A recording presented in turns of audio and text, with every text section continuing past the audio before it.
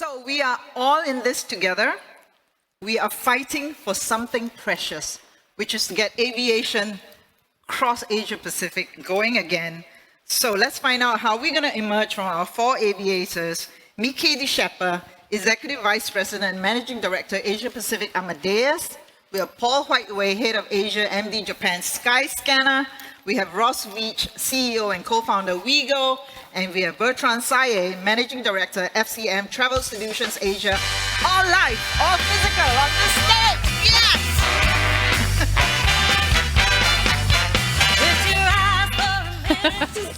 All right, so I'm going to begin with a guest question, okay? So who said this in April 2021? Right now is the most exciting time in aviation. And what was he speaking about? And I asked you all not to Google. Who got the right answer? I'm guessing it's some sort of like distressed debt airline financing executive. No. A guy who got fired, obviously, is not working in the industry anymore. No. I was going to say it could be any CEO of an aviation company.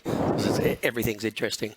Okay. I think people are looking at innovation in the aviation space. Okay. Somebody there. It's actually Eric Lindbergh on electric aircraft. So that's what he was saying. Okay. So now, briefly, 10 years from now, how will you describe this time in travel to your kids and grandkids? Paul. So I would describe it as being somewhat surreal and transformative. Surreal for obvious reasons, and transformative because you remember a few years ago there was that BBC interview and the kids interrupted the interview and it went global, went viral and everyone was watching it. I mean, that is an everyday occurrence for millions of people around the world now. So it has transformed the way that we work, it's transformed the industry. I think the depth and permanency of that transformation, only time will tell, but it's definitely been transformative in sort of many ways. Okay. Ross? Yeah, I mean, I agree with all that, but stressful. Good. But I also think it's, original pandemic aside, and all the health response aside, I think the travel industry has failed dismally to come together and actually collectively work with governments to get out of it on an expedited basis. Like, as per the session yesterday, I think a lot of it could have been unwound 6 months ago. Okay, stressful and failure. Okay. All of the above. But for me, it's going to be talking about quarantine and the experience we had with the kids in quarantine for 2 weeks. That's memorable, and we will always talk about it as a family. All right. Bertrand? For me, it's before COVID, we took everything for granted, right? You could take a flight from Singapore, go anywhere, come back, 30 minutes later, be home. And I think it reminded us that it's not good to take things for granted, but also that travel industry is an amazing industry that connects people, make people see things through different eyes, different angle, get cultures together. And this is an amazing industry, and we don't have that. The world is not a good place. Absolutely. Okay. So now we're going to move on to data, because I know you love data as well. So I ask you each to pick one of your most interesting data points to share. So Paul, we start with you. Sure. So mine was 133%. This was the increase in redirects that we saw on the Skyscanner Australia website on October 1 after the travel restrictions announcement. Since then, actually, we've seen a lot of other interesting data points recently in Singapore. So, yeah, basically, restrictions are eased, traffic goes up. Okay. Ross? Yeah, so for us, it's 50%. So that reflects in September, where our business is back to versus pre-COVID. And that was the month we actually tipped back into profitability. So that was a big sigh of relief across the company. Excellent. So well. Ooh, good job. Okay, Mieke.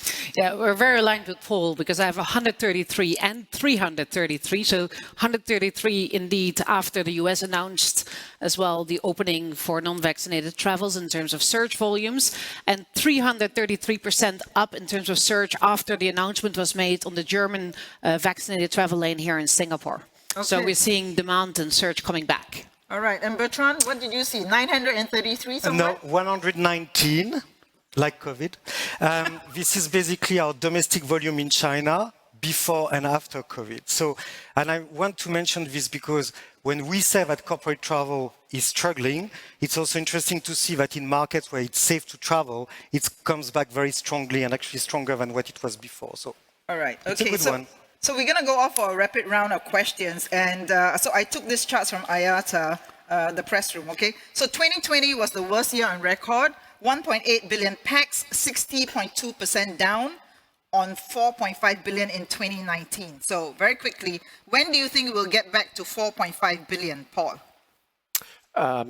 The consensus from the analysts is 2024, but I think domestic and regional travel will be well before that. Okay. Ross? Yeah, maybe a little bit more optimistic. I think maybe 2023. I think a lot of it will come back next year, but I think it'll take 23 to really... Okay. I think instead of talking about volume, it's very interesting to talk about value and how the value is going to come back in the industry. All right. I would say 2023. It will depend on regulation and all of that, obviously, but I think I'm very optimistic like Ross. Okay, so we have a chart here ranking the top 5 airlines in 2020, which you can see that here. Do you see any change by 2025? Just pick out a change, Mieke? Yeah, and I think you already see the Chinese airlines in here. I do think that Asia is set for growth in travel more than the rest of the world. That was already pre-COVID, and it will accelerate post-COVID. So I would expect other Asian markets, Japan, Indonesia, Vietnam, to appear closer to the top 5. Okay. Any different answer? Yeah, I think the Chinese carriers up, US carriers down, and you'll probably see Emirates and Qatar creep into the top 5. Okay. Any different answer, Paul? No. No. Okay, good. I think we're going to see a lot of new airlines enter. I don't think any of those will make the top 5, but we're already seeing a number of new airlines enter the market, a couple in India recently, and then the new one in Australia just in the last couple of weeks. So not the top 5, but I think it's going to be really interesting for the industry over the coming years. Okay. Yeah. All right. So let's go to the top 5 domestic passenger airport pairs. They were all in Asia and outperform top international routes as domestic recovery return faster, right? Particularly in China. So till when do you think flights will remain a domestic play? This was pre-COVID already. So pre-COVID, some of these routes, and again, all Asian routes were the top 5 domestic routes. So I don't think that's going to change. It's going to be slightly different routes, but they're there. Same thing actually for international routes. The top 5 are all Asian pairs. Right. So we got a bright future ahead. Yeah, so Wego, we're largely exposed to the MENA market. We're already doing more international than domestic now. So we tipped over about 6 months ago. Okay. All right. So despite the pandemic, so we're going to move on from charts and data now. Despite the pandemic, what was the most exciting thing to happen in flights as far as your business is concerned? And I'm going to start with you here. Change the sequence. Well, the first thing, you know, like a lot of people spoke during those 2 days, it's about investing, and it's about investing to grow.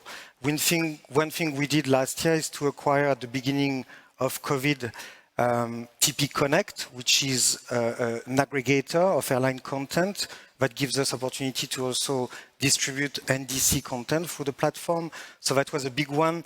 The second big one that I want to mention, which is actually not in APAC, but you know that we have a lot of brands within Flight Centre, one that is dedicated to the student segment, which is a big one and comes back very strongly.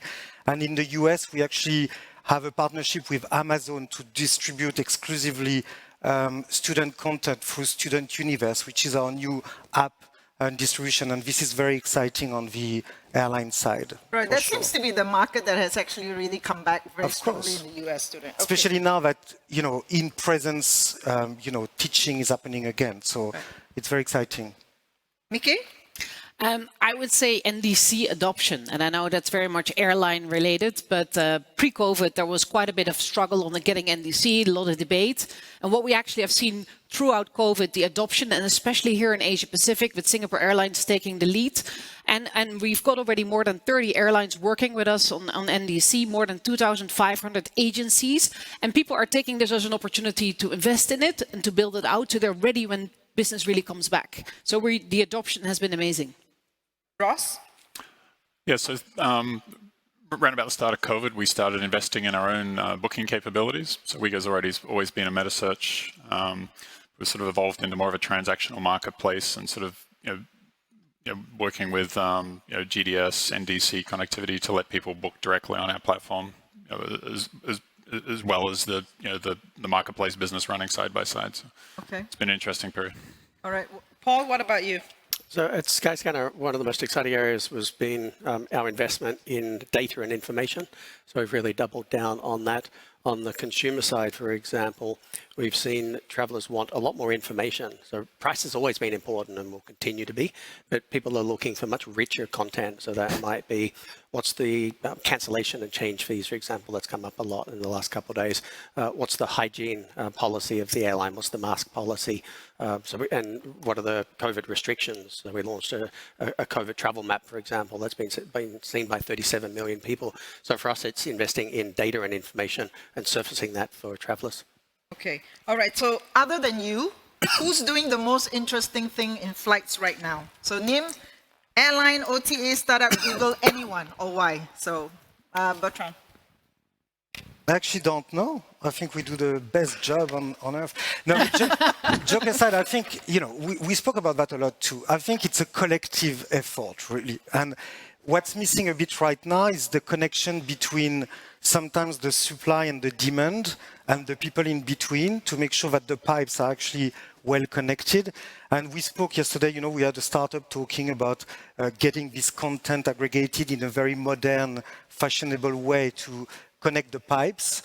And I think it's still a big problem. So I wouldn't name anyone, but I would think that there is still a lot of work to be done from the airline to the consumer to make the content available in a very easy and smooth way. And we are not there yet. Okay, so it's yet to be done. It's yet Mieke. to be done. I think all the innovations around the digital identity, and so we've talked about health, safety, travel passes, that's just one element, but also looking at biometrics in terms of the airport experience. I mean, airport experiences and traveling experience have just become with more friction. No, not become frictionless. We've heard about that a little bit over the last 2 days, but it's really the opposite what's happening. So I think any innovation that's really happening to smooth out that process, to digitalize a lot of these manual steps that you have when you actually fly, I think that's where there's a really interesting movement happening and an acceleration really throughout COVID. Okay, so again, yet to happen. Absolutely. Do you think it has?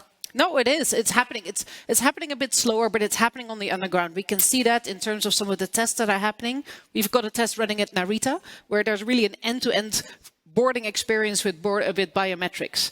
And so people are starting to try things out. It's not adopted fully yet, but there's much more movement than any time before. Okay. Ross? I think some of the insurance-like products Hopper bringing to market really interesting. And the second thing I'd flag are the sort of subscription bundle that eDreams have been experimenting with in Europe, creatively called Prime, but it seems to be having quite a significant impact on the amount of repeat bookings they're getting. So we're sort of studying that closely at the moment. Okay. Paul?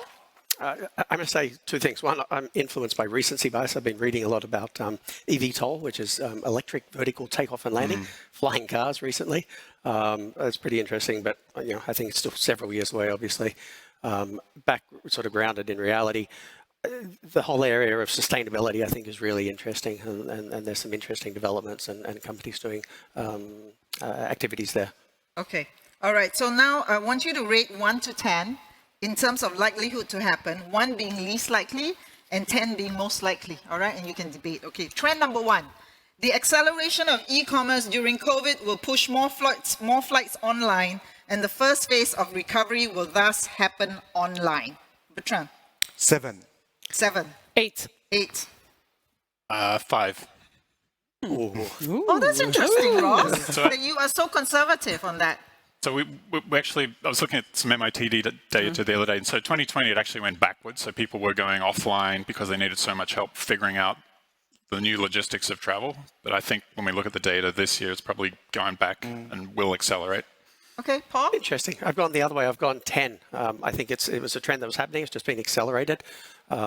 I think my grandmother would have never used the internet or an app to research a flight, but with the travel restrictions and announcements, she's using Skyscanner. All right, 7, 8, 5, 10.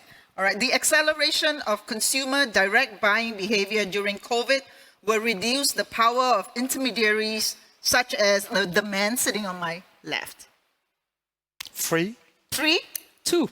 2? 1.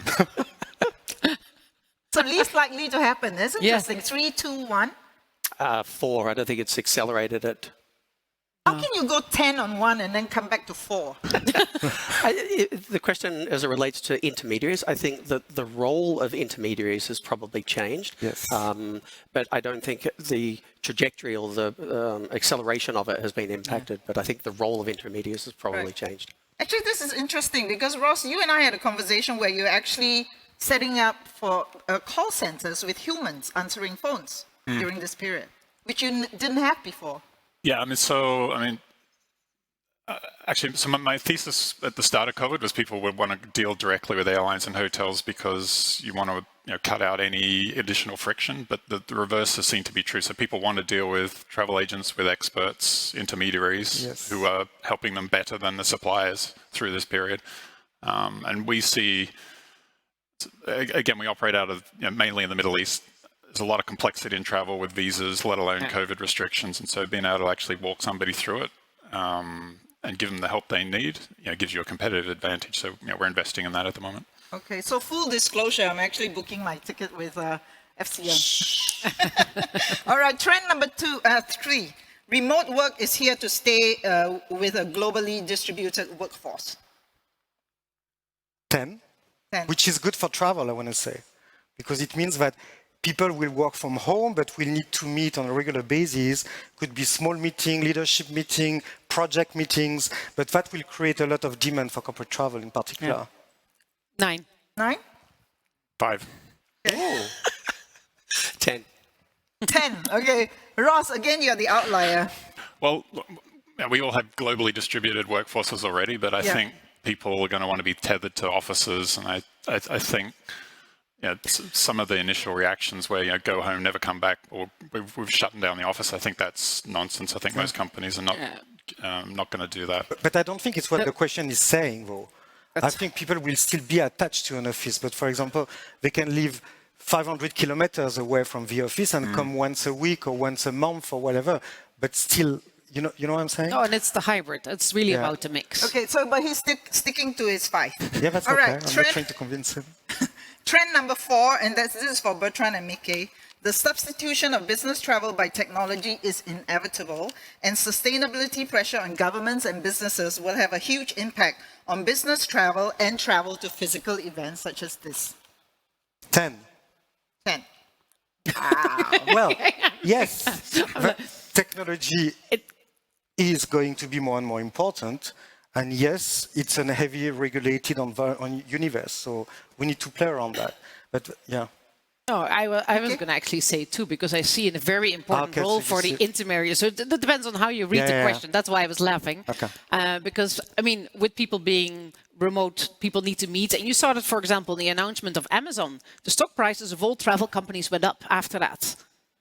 So, they actually said that they weren't going to come back to the office, and there's decisions so people could work in different ways. So people will have a need to come together. The VCs are fantastic, but it doesn't take away people meeting each other and interacting in person. Right. You see that here. And if we do a better job of actually saying that even when you fly or travel or attend physical events, that it can be sustainable, that you can measure that, then it actually removes that pressure, right? If we do a better job of it. So Ross and Paul, this is trend number 5. Meta is hard to do on apps, and as power shifts to apps, Meta/marketplaces like Skyscanner and Wego will struggle to make it simple enough, yet packed with choices for consumers. Well, I think both of us have proven that to be not the case. Maybe I should ask them then. Sorry. If you look at the GMV coming off of Wego's marketplace, it's about 70-75% mobile app now. I'm not saying it's not without complexity, but I think we've found creative solutions. You've proven you can do it. Yeah, and I would say as well, people still want to compare different flights, and especially on an app, switching between the different ones is more complex. So people use absolutely the metas to compare flights, but then it's really about the process that sits behind it and how much friction there is to then actually select the option and make the booking happen. And that's where there's some new innovations that I think will support that. Yeah. Okay, so Paul, to you, has the mandate for Skyscanner changed since its Trip.com acquisition? How different is it now from the original play? It hasn't changed. So we've got operational independence from Trip.com. So our mandate is still the same today as it was 15 years ago when the company was founded, which was to develop great products, being traveller first. Okay, Ross, do you believe him?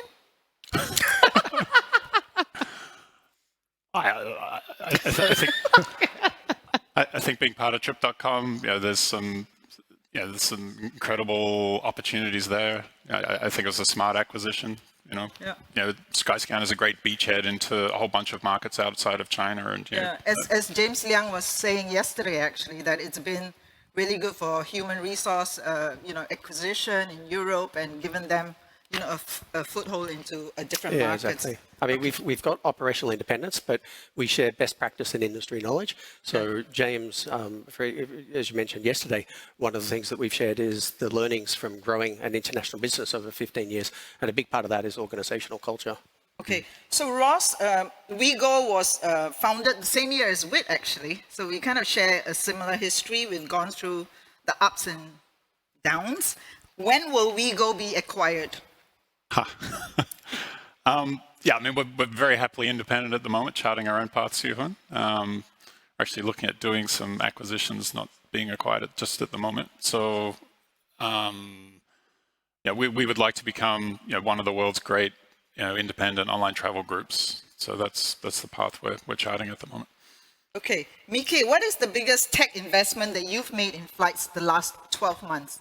Other than NDC? I was going to say NDC, but I would say one thing, and again, this gets very much in the airline space, but One Order, which is the next step after NDC, that really starts addressing some of the most critical and complex elements in the airline industry that we need to revive and re-innovate to really start moving the airline business forward together with the airlines. Right. That sits deep down in kind of the technology stack of the airlines. Okay. So one of the biggest issues facing travel is also what we are calling the Great Resignation, right? I mean, like people leaving the industry. So how does an agency like FCM compete with talent against the e-commerce or the travel tech players? I wouldn't say it has not been a concern, and I must also say, in full honesty, that we also somehow created it because at the beginning of the crisis, we had to let a lot of people go just because we couldn't employ all those people that actually didn't have a job to do any longer. Now, one thing that we did is that we acted very fast at the beginning of the crisis because we wanted to get that out of the way and then really invest on the people that we had left to rebuild the company. And I think we managed, and I heard this morning, I can't remember who it was, but he was talking about how, Agoda, he was talking about how proud he was that, he created an environment where people were excited to work in. And I think we've done the same. And also one thing I have to say is that we might be seen by some of you as a bit of a dinosaur in the industry, being like on the TMC side of the business, which has not been the most innovative, but we are innovating a lot. Like we acquired 4 startups over the past 18 months. We are shifting our model to much more IT-driven decisions and activities. And as a consequence, our people see that we are actually being at the forefront of our side of the industry, which obviously makes it very exciting for our people because we give them a bright future. So I know it's a very long answer, but there is never like a magical formula. This is about the culture of the company, building some brightness of future for our people, and being the strongest in your space. Okay, so if you have any questions, again, 9692-4989. And talking about corporate, I mean, like corporate travel has been like the area for disruption in the last couple of years and probably accelerated by COVID. Can each of you pick a corporate travel startup that you've seen that you thought is doing something interesting? Who wants to go for that? I really like what PK is doing here in Singapore with Travel Stop. So he's sort of taken a lot of the good ideas from some of the next-gen corporate travel platforms from Europe and the US and sort of bringing them to APAC and the emerging markets. And, okay. I encourage everybody to check it out. It's quite cool. Travel Stop? I forget the name, but I met someone a couple weeks ago, and they were doing corporate rewards to Bhutan, and they were combining sustainability as part of it. So they had partnerships with the government. I thought that was really interesting because it was sort of life-changing events. So it was, your I don't know, your Salesforce type companies, and the reward would actually be a couple of weeks in Bhutan. I thought that was really interesting. Okay. Mieke? Yeah, I'm going to say it's not really a startup, but we see it as a startup in our own business, which is how we're approaching the corporates directly with Citric and really approaching it in a different way and working directly with corporates, which is not something that we used to do. We're really innovating as well the way we do business and really looking at some very innovative ways to integrate corporate travel much more deeper in the tools that corporate travelers use. Soon more to be announced around that, but it's really innovative. All right, Bertrand, you bought 4 startups. What's the 5th one? I don't know whether it's the 5th one, I want to say, but one that we are very interested in is Thrust Carbon that we saw yesterday on stage. We've been talking with them a long time. Schepper is one of the 4 that we acquired, which he said yesterday was one of their channel. And I think there is a lot of things to be done on the sustainability side for our customers, and this is definitely where we are looking right now. Okay, so my top priority in 2020 is? Ride the wave and maximize the tailwinds that are ahead of us. Sorry, can you say that again? To ride the wave of growth and maximize the tailwinds. All right. Yeah, I mean, make sure we come out of, make sure on the restart we come out stronger. So make sure we're taking share. Okay. Yeah, I would say the people and how we scale and regrow our teams in a better way than what we had before when we grow. Bertrand? Kind of similar. We have a big problem. We've won a lot of customers during COVID. The problem is that we still don't know how much they are going to travel because they were new customers and they didn't travel during all of this time. So now that the travel is back, we need to make sure we scale up the organization in a way that is going to manage our customer service quality and satisfaction of our customers. That's really good news that you want yeah, a it's lot of good new news, customers. but everything comes with a problem. That's why we have leaders in business. Good problems, yes, no? exactly. Very good problems. Okay, so COVID has been a time of learning. So I'm going to ask Paul, what have you learned from Trip.com? We've got a lot of knowledge from their product and tech that they've developed from China. What do you think Trip.com has learned from Skyscanner? How to grow globally. All right. Ross, what have you learned from building a new line of business in Shopcash? Yeah, so the e-commerce world has a lot of overlap with travel, but it's very different in many aspects as well. So that's been quite fun, coming into a new domain. Yeah, give you something to do when nobody was traveling. So yeah, this is like we made a list of 10 things we thought we could build quickly. When all the airports were padlocked and the planes parked, and this is something that we invested in. It's actually taken off quite nicely.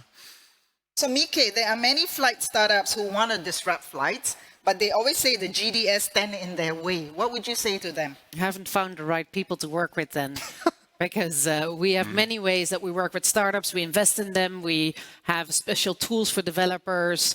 We have launch pads to kind of work with startups. And we have a very active community of startups working with us. It is sometimes, as many large companies, takes a bit of a time to find the right entry point. So we need to improve on that.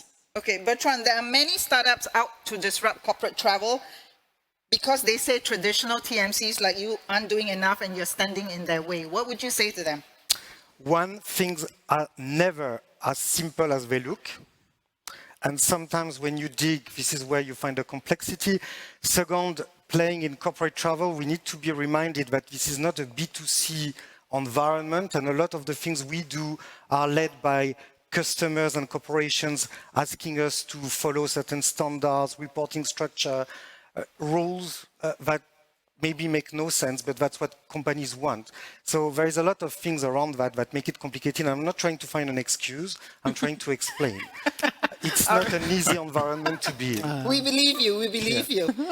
But yet you stay looking so young and so refreshed. Yeah, so, but then we have customers like you, so it makes our day. Thank you. All right, so final message, right? I mean, aviation is in the ground because really, I think, Ross, you were saying that, there's been a failure to really get together, right? So what is your message, therefore, to all the associations out there that are supposed to be collaborating on a global? So just one message to associations like IATA, ICAO, or ATIA.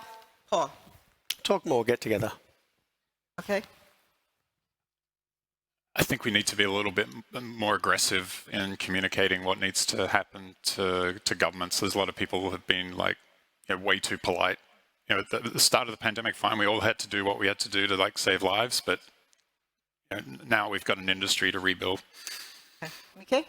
I need to open up and really work together, and there's not going to be one winner.